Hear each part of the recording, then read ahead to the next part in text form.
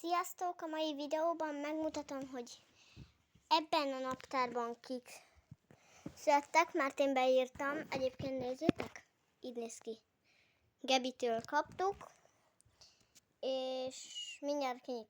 Na, hogyha tudtok olvasni, akkor nézzétek meg ezt a videót, hogy te tudtok olvasni. Mert ott a név, hogyha nem tudjátok ki az a Batyi, az anyukám testvére, fiú, és ekkor van a szülinapja. 14-en. Na, nézzük a következő. Ja, és szólok, nem mindegyiknél lesz odaírva a neve. Na, ez az egyik bátyám, én nézzétek, papagájos. Na, ekkor van a szülinapja, és úgy hívják, hogy Erik.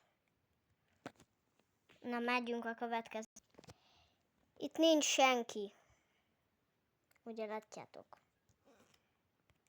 Itt, ha nem tudnátok melyik tatám, a Józsi tatám van itt. Na, itt van. Ő meg nem tudom hány. Itt én vagyok. Itt pedig a Nati. Anyának a testvérének a barátnője. És Dóri, az a tesóm. És a Pite pedig a Móni mamámnak a férje. Itt az öcsém és a Laura nena. Itt anya. És hol van a mama? Várjatok. Itt a mamám. És ez a Móni mamám. Na.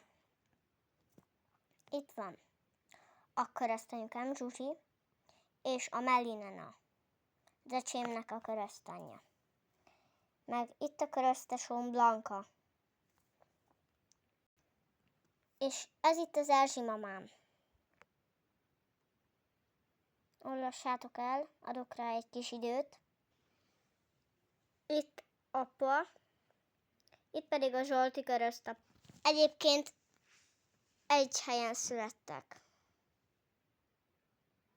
Látjátok? Ez a Lajos tata, aki már meghalt. Sajnálom. És itt nincsen senki.